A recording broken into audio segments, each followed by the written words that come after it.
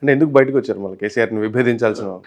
నేను 2004లో అంటే కేసీఆర్ గారు ఎన్నోసార్లు వేదికల దగ్గర కూడా చెప్పాడు, రేపు మా కాబోయే ఎమ్మెల్యే మా నరేషన్ చేసుకుంటుంది. 2004లో నేను ఒక టికెట్ ఆశించిన. అఫ్కోర్స్ ఆ భువనగిరిలో చాలామంది అప్లై చేశారు, కానీ టైగర్ నరేంద్ర గారు పోటీ చేశారు. అది వాస్తవానికి జిట్టా బాలకృష్ణారెడ్డి, సుదర్శన్ రెడ్డి జడ్పీటీసీ, కళ్యాణ్ యాదగిరి రెడ్డి, సో వీళ్ళందరూ కూడా అడిగారు. సో వీళ్ళందరినీ అడిగిన నేను కూడా ఆ జిల్లాకు సంబంధించిన అంటే అప్పుడు బేసిక్ అక్కడనే సరే కుక్కట్పల్లి సెటిల్ అయినా కానీ వాసన అక్కడి నుంచి వచ్చింది కదా, మూలాలు అక్కడి నుంచి వచ్చినాయి కదా. సో ఆ క్రమంలో నేను కూడా అక్కడ భువనగిరి నుంచి అడిగిన ఉంటే అక్కడ మూమెంట్. బట్ ఆ టైంలో కూడా కేసీఆర్ గారు నువ్వు ఇంకెక్కడన్నా ఆలోచన చేయి, హిమాయత్ నగర్ అప్పుడు కిషన్ రెడ్డి గారు ఫస్ట్ టైం పోటీ చేసిండు. అంతకుముందు 2-3 సార్లు పోటీ చేసి కార్వార్ నుంచి ఓడిపోయాడు. అప్పుడు హిమాయత్ నగర్ అని ఒక కాన్సెన్స్ ఉండే. దాని తర్వాత రీఆర్గనైజేషన్లో అది ఈ అంబర్పేటగా మారింది.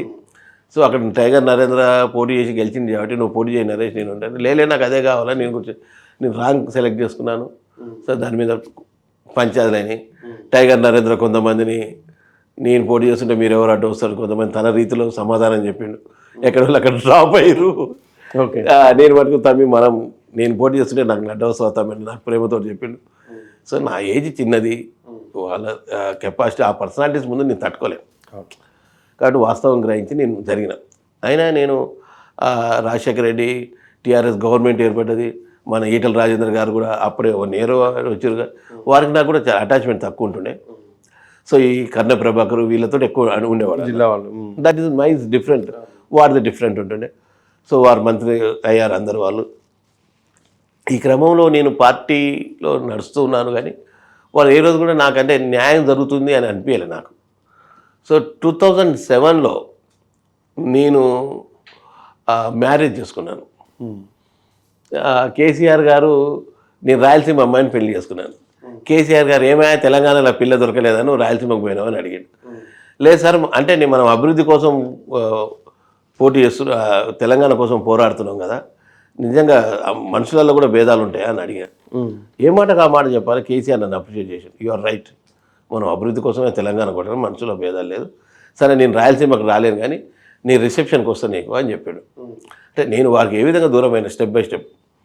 దాని తర్వాత వారు రిసెప్షన్కి వస్తున్నారు అంటే పొద్దున ఆ రోజు సాయంత్రము పల్లెబాట కార్యక్రమం ఉన్నది కాబట్టి రాలేను కాబట్టి ఇంటికి పొద్దునట్టు వస్తా అంటే సత్యనారాయణ స్వామి వ్రతం చేసుకుంటే ఇంట్లో. సరే మనోజ్ మన ఇప్పుడున్న ఎంపీ ఉన్నాడు కదా సంతోష్ బాబు, ఈ సంతోష్ బాబు కూడా నాకు ఫోన్ చేసి పెద్దనాన్న బయలుదేరుతున్నాడు అని చెప్పేసి బాబా ఫస్ట్ నేను డిప్యూటీ మేయర్ చేసిన. ఆ స్టూడెంట్ లీడర్ నేనే ఆ పిల్లగాని తయారు చేసింది, పట్టుకొచ్చింది నేనే పార్టీలోకి, నేనే పోస్ట్ ఇచ్చిన స్టూడెంట్ వింగ్ ప్రెసిడెంట్గా, నేనే డిగ్రీ చేయించి ఇవన్నీ కూడా ఈ స్టూడెంట్ లీడరు బాబా ఫస్ట్ని వీళ్ళు బయలుదేరి ఎర్రగడ్డ బ్రిడ్జి వరకు కూడా వచ్చారు. ఈ ఎర్రగడ్డ బ్రిడ్జి వరకు వచ్చిన తర్వాత సుదర్శన్ రావు అని హైదరాబాద్ నుంచి ఉంటుండే. కూకట్పల్లి. ఈ సుదర్శన్ రావుకు నాకు ఒకటే ఊరు కావచ్చు కూకట్పల్లి కాబట్టి సరిగా అండర్స్టాండింగ్ లేకుంటుండే, ఇద్దరి మధ్యన కొంచెం అభిప్రాయ భేదాలు ఉంటుండే. ఈ సుదర్శన్ రావు ఏం చెప్పిండో ఏమో తెలియదు కానీ కేసీఆర్ గారు భరత్ నగర్ బ్రిడ్జి కాడికి వచ్చిన తర్వాత తిరిగి రిటర్న్ వెళ్ళిపోయాడు. నీకోసం ఒక 2 ఉంగరాలు కూడా తీసుకున్నాం అవన్నీ చెప్పిండు పాపం సంతోష్ తెప్పించిన అన్న అవి అని చెప్పి. ఆ సంతోష్ చెప్పిన తర్వాత నేనేం చేసినా సరే నేను అంత అవమానంగా ఫీల్ కాకపోతుంటే మా యొక్క సుమిత్ర నగర్ ఏదైతే ఉన్నదో ఆడ అమ్మవారి గుడి ఫేమస్ కనకదుర్గ అమ్మవారి, మా బస్ వాళ్ళు అందరూ చెప్పిన కేసీఆర్ వస్తున్నాను, ఒక 300 మంది ఎదురు చూసుకుని కూర్చున్నాం. నేను పార్టీ వ్యవస్థాపక సభ్యుని, స్టేట్ వింగ్ ప్రెసిడెంట్ని, నా పెళ్లికి రాకపోతే అది ఎంత అవమానం, అది మధ్యలో వచ్చి వెళ్ళిపోతే నేను ఎంత అట్ట అయిపోతాను నేను. సో కొంచెం అట్టయినా నేను అట్టయి పార్టీకి దూరంగా ఉన్నా కానీ వస్తున్నా పార్టీ యాక్టివ్ చేస్తున్నా కానీ ఇద్దరి మధ్యలో కొంచెం గ్యాప్ వచ్చిన మాట వాస్తవం. ఆయన కొంచెం చెప్పుడు మాటలు ఇనే అలవాటు ఉంది కేసీఆర్ గారికి. ఒక వ్యక్తి ఒక 3-4 సార్లు చెప్తే నమ్మేస్తాడు ఆయన, నేను దగ్గర చూసిన కాబట్టి. సో ఆ పర్సనాలిటీ నమ్మకూడదు. ఆ పర్సనాలిటీలో నరేష్ ఎక్కడి నుంచి వచ్చిన నిజానికి కూడా సుదర్శన్ రావు కంటే ముందు వచ్చిన నేను పార్టీకి.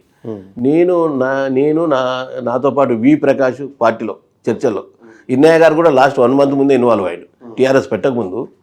సో ఆయన ఈ సుదర్శన్ రావు వాళ్ళ రామచంద్రరావు ఉండే అప్పుడు పెద్ద మనిషి, చనిపోయిన ఎక్స్ మినిస్టరు.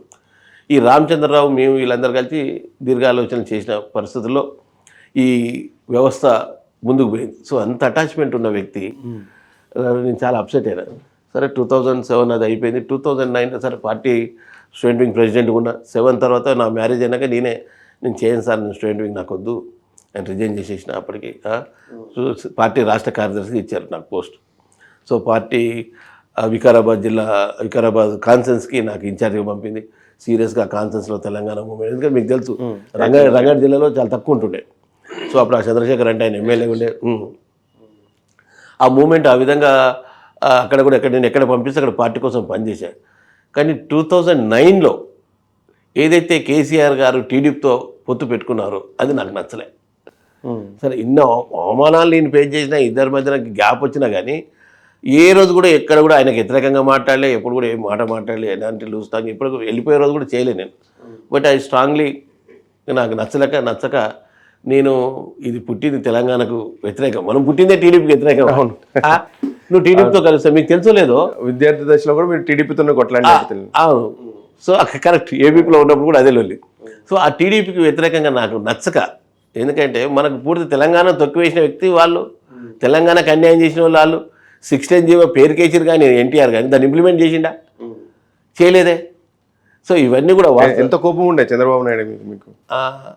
సో అంటే తెలంగాణ పట్ల వారి నిర్లక్ష్యత చాలా స్పష్టంగా కనిపించింది కాబట్టి మళ్ళా అరే కరెంటు బిల్ల కోసం ఎంతో ఘోరంగా కాలు చంపిరండి.